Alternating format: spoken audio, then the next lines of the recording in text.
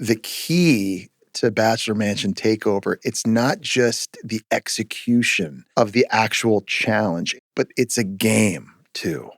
And there's a strategy involved. And alliances are formed. And you have to be willing to backstab people sometimes. And that's the brutal part. Yeah.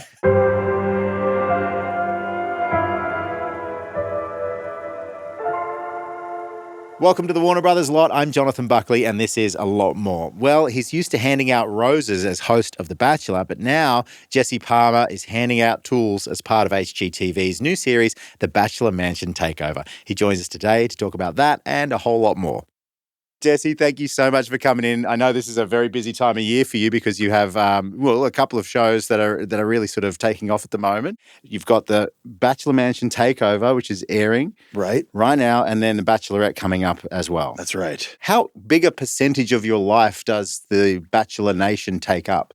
It takes a pretty good chunk, I would say. I'm lucky. I get to do college football in the fall, and I host some shows for the Food Network as well. Now that we've added Bachelor Mansion Takeover, it's a large chunk of the year. I'm in that Bachelor verse for a lot of the year, no question. Did they pitch it to you like, hey, we're going to get a bunch of people with big personalities and we're going to get them to choose paint colors and see how that works out? Right.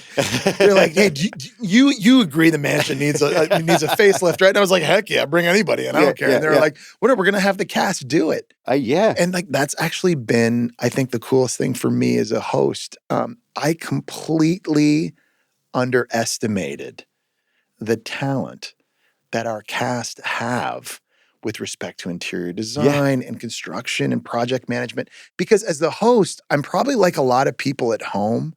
I just sort of know them as like Jessica B from Tulsa or Ricky from Seattle. Completely forget these people actually had jobs. Lives outside of dating. Before they actually came on our show. Yeah. And so it was really amazing to watch how talented they were, how creative they were, the craftsmanship, and the upgrade that they were able to do in the mansion. And it's cool for them, I think, too, because they really sort of get to put their stamp and leave their mark on what really is one of the most iconic houses/homes in TV history. At the beginning, there's a little brief history of the Bachelor Mansion. Do you know that history? I didn't know it very well. It's actually a different mansion than the one I filmed in 3 centuries ago when I was the Bachelor. It was a totally different house. So this one, I didn't know too much about it. What was cool, though, is that while we were filming, there was always this guy wearing this like big sun hat in the pool, and he was getting the leaves out, and he was working over in the trees, and he was moving a plant. Sounds like Phantom of the Opera or something, like a guy just up in the wings. Like they hired some guy. He's like he's always here. He's working on it. I get it's a big place. It's the owner of the house. Right, okay. I'd never met him or seen him before. I mean, I've been hosting now 5 years. Yep. I don't know how many days and nights especially, that I've spent over at the mansion. I've never seen this guy. Isn't that funny? And he's the owner of the home, and he's really active in it and really takes care of it. Do they live there when you're not shooting? I've been told it gets rented out. Okay. I've been told it gets Airbnb'd or Verboed, and I think it does really, really well. Of course, we're renting it for a big chunk of the year with all the different shows that we have. But he's still on property, and I'd love to get him in here and see if we can have a chat about that, because, I mean, that would have come out. Imagine this would have been, 2007 was the first Bachelor, was it? Correct me if I'm wrong. When was the first? Well, I was 2004. It was I know. The way you said that is right. That's how I feel. It was like, geez, that was a long time ago. I think it was like 2002. Is that right? Okay. If I had to guess, 2002. I'd just love to hear his, how that came about. Hey, we'd like to rent your house for this little, this dating show. Oh yeah, cool. Cut to 20-something years later, and it's still going. It's like they're like in his living room, and they're like, it'd be really cool if we just lined up 25 women in the corner over there by the curtains. And we'll just have a guy standing in the middle, and we'll just be handing out flowers to these women one at a time. Then we'll kick the other ones out through the front door. We'll have a car waiting, and he's just like looking at them like, you want to pay me to remove the so I should move the couch. Yeah. Yeah, we're gonna need that out. And and here we are now. It's a beautiful house. I realized in this HGTV series that I've actually driven past it and ridden past it countless times, and I've always thought that house looks like something. You see it up there, it's majestic, and it's like it's a substantial property. It's a big property. The thing, I learned through filming Bachelor Mansion Takeover was how much more of it there was than even I realized. I've been in many of the rooms, but I don't spend a lot of time upstairs where the cast live and sleep. There's so much more space, especially out back. I didn't know they had property behind the pool. Oh. And so these are all spaces that on the show, the cast was able to create new usage for. Right. And it's cool too, because I think now, for Taylor Frankie Paul season moving forward, we're going to be able to make so much more use of a lot of these different spaces. There's now so many great new areas where you can interrupt a one-on-one and steal somebody or create drama, cause drama, find a romantic spot to steal a kiss. There's a gym now, there's a sauna, there's a pizza, like you can make pizza in the back now. They've completely revamped it all. And so I think the show, even in a lot of ways, is going to look different for viewers at home, because the rooms are going to be familiar, and the rose ceremony is still going to happen in the rose room. It's just going to look completely different and updated. Well, as you mentioned, when the cast came on, and a lot of familiar faces, great to see some Goldens coming in as well. But it was remarkable seeing their skills outside, from carpentry to design to, you name it. So the stuff that these guys are building, the work that they're doing on the mansion, is being kept for the Bachelorette. I don't know if all of it is going to be kept exactly as is. Okay. I think there may still be some tweaks. Set dressings and things. Yeah, I'm sure. I think so. Yeah. I mean, it's crazy. Like, I never knew in the rose ceremony, behind where I stand with the lead, there's a bar back there. But we always have this curtain. So you don't... I never even knew that. Yeah. And all of a sudden one day I walk in and there's a new challenge and they got to renovate the bar. And I'm like, looking over and it's like Brendan, Tammy, and Noah, and they're like working on this bar. And I'm like, where was this thing the whole time? This is a great place to stage like a group date or start it. And really the curtain gets pulled back on this, which I think is kind of cool. Is it fun seeing some of the cast that you've worked with in the past? Are you starting to, at this point, you've got to be making friends with people and sort of getting close, because yes, contestants, but you guys are really getting to know each other, I'm sure. Yeah, for sure. Yeah. And you get to stay in touch with them, especially on social media, and you see them at different events. This had a different vibe to it, obviously, being around them, because love wasn't on the line necessarily. Yeah. And it's not like people were going to necessarily have their hearts broken because of that. There were still stakes, but it was fun to just sort of have downtime. And also, on this show, I was sort of able to hang out a little bit more off camera with them, where on The Bachelor or Bachelorette or The Golden, you're sort of sequestered. They try to keep it more contained and controlled. On this show, it was just kind of shooting it with everybody. Yeah, and it felt a lot more casual. It was nice. The nuts and the bolts of the show, it's highly competitive. You've got a lot more games and competitions and stuff. But having seen the first 2 episodes as we shoot this, I found the eliminations to be quite brutal. I don't know if you noticed that or felt that while you were there. Yeah. But there's something about, like, in a dating environment, like, not everyone's for everybody. I've been told no, that's okay. But when your whole team says, bye, we don't like you, I was like, oh God, this is hard to watch. It's so true. The key to Bachelor Mansion Takeover, it's not just the execution of the actual challenge and winning challenges because of your creativity, interior design, decoration, craftsmanship, whatever it is. But it's a game too. And there's a strategy involved. And alliances are formed. And you have to be willing to backstab people sometimes. And that's the brutal part. Yeah. There's in episode 2, when I think Brendan won the golden screwdriver. Yeah. And you're thinking, I won this thing. I won a challenge. This is great. This gives me a big advantage.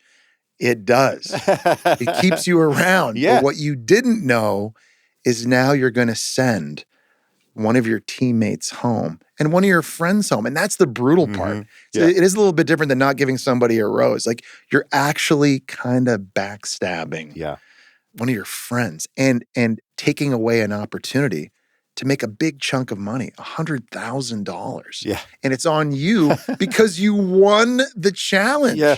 It seems counterintuitive. But it's rough. I mean, this is an emotional show. And it's not for the faint-hearted. There's no question. Okay, so it sounds like we've got some stuff to look forward to. Yeah, there's more coming. Oh, okay. There are more golden tools coming up. Which is hilarious in itself. I know. And I see the cast are having a lot of fun Dude, like, with that. imagine me, like, holding this golden screwdriver. It's, like, in my back pocket. I'm like, bestowing this it is to weird. someone like Excalibur. Oh, I just happen to have this in my back pocket. I meant to...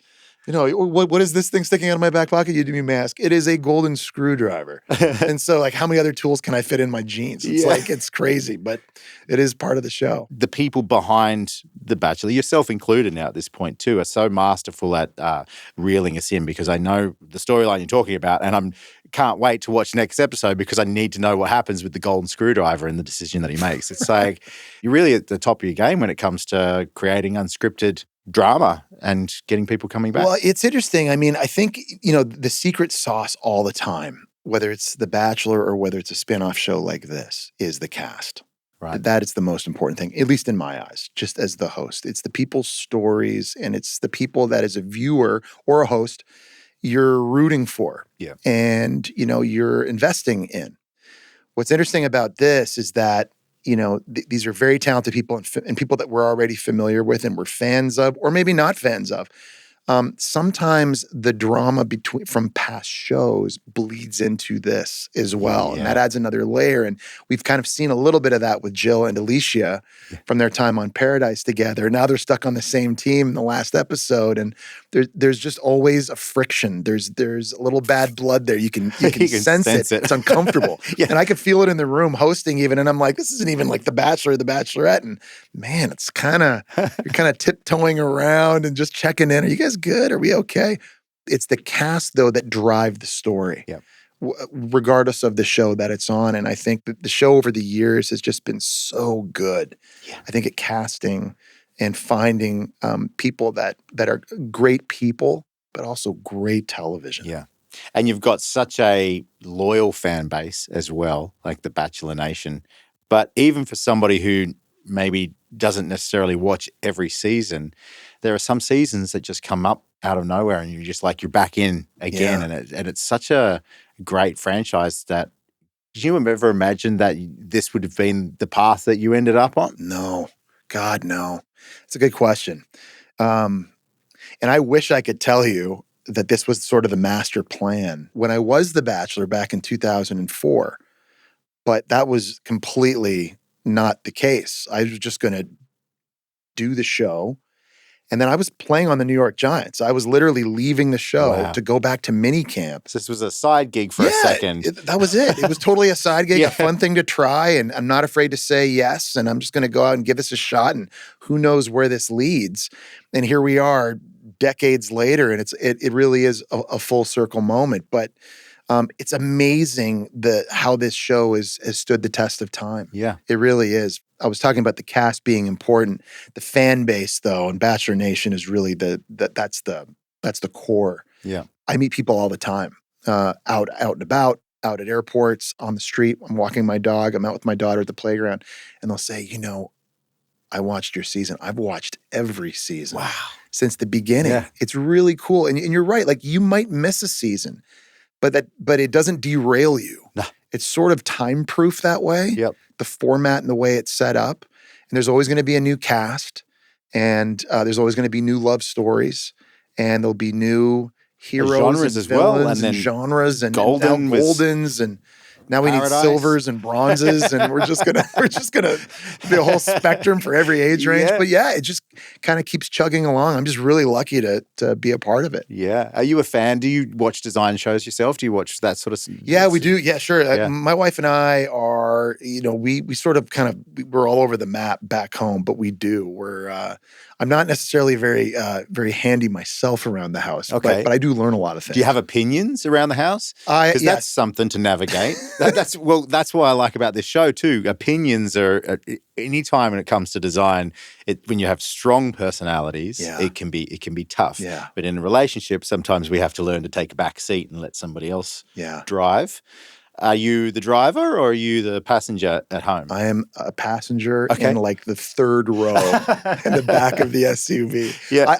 I provide suggestions to my wife, but oftentimes I am overruled on most things. Has there been any suggestions that have made it to the final cut at home? We've had a few interior decorating things that I thought would play well, and she was able to acquiesce to. Yep.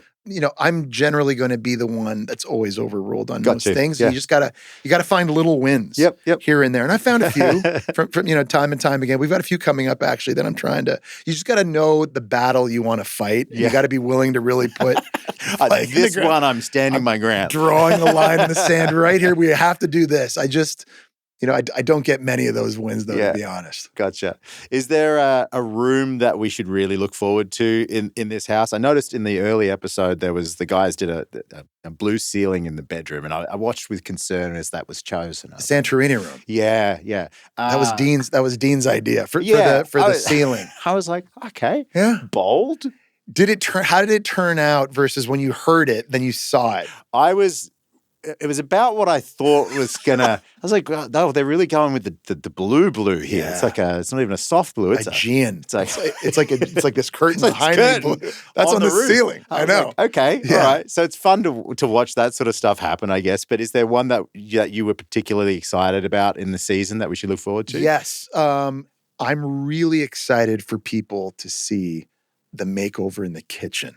Oh. I don't know if we've ever even shown the kitchen in the past. Yeah. Maybe sometimes, like morning after a rose ceremony, before I go in, I drop off a date card, Someone's having a coffee. Yeah, they're in there kind of talking about the night before and how dramatic it was and how I got no sleep and, they're making breakfast or a coffee. That might be the only thing you've ever seen. But that was one of the rooms to me that really needed a makeover, maybe more than some of the others. And it turns out amazing. I'm sure in the future we're going to film a lot more in the kitchen. Okay. It's brilliant. Yeah. They've updated it. It's contemporary. It's modern.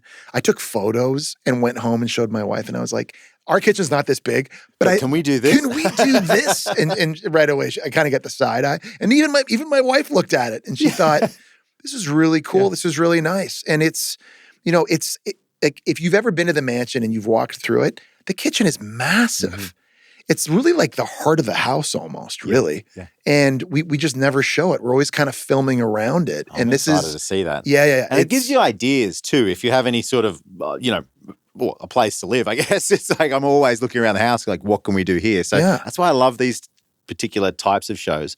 In the watching of it though, I'm always concerned like, it's a lovely house as it is. Like some of the wall colors in the beginning were questionable, but I was like, do they have the ability to actually kind of do meaningful changes, tearing tiles off walls and things like that? Because this is somebody's, as we mentioned earlier in the interview, this is somebody's house. Property. How does that decision process happen? They're given carte blanche, as far as I know, to basically do whatever they want. Now, I think there are elements, and I do give our cast a lot of credit because I do think they wanted to keep the essence of the house intact. Yeah. I think they knew they had a blank canvas to work with, but I think there are like fireplaces. There are some doors that I think are centuries old. Yeah, you don't want to just start demolishing those. Like some of them are doors, some of them are sticking like literally in the ceiling. Yeah. Like in one of the bunk rooms upstairs, there's this beautiful door, but it was on the ceiling. It was weird. It's there, and you don't want to just discard that. Yeah. But that was a choice and a freedom that they had. To take windows out of walls, to put windows back in walls. Yep. We're always encouraging them to think outside the box and be bold, kind of like we do on the show. Yeah. But there are consequences. and if you're going to take a swing, you gotta knock it out of the park, which doesn't always happen on this show. But yes, they were sort of given the ability within the time constraints and the budgets of each challenge to kind of do what they wanted. Yeah. I'm excited to see the finished product. I'm certainly excited to see how it shows up in the next season of The Bachelorette. Are you still having fun with it? Are you still having a great time? Man, it's a blast because it's always new. It's fresh. Yeah. And I love our cast. I love being with them and spending time with them, getting to know them. I'm all, rooting them on. And it's every season feels new. I mean, we start at the mansion. Now the mansion's even new. Yeah. But where we're traveling to, the stories, every season is the same idea and theme, but it takes a different turn. Not one season I've ever hosted feels identical to another one. And I think because of that, it's just always, I'm always energized to do it. That's great. Well, we look forward to seeing more of you on television. So HGTV is on Monday nights for Bachelor Mansion Takeover? Monday nights, HGTV. Yep. Thanks, Jesse. You got it, man. Thanks, brother. Awesome. Good chat.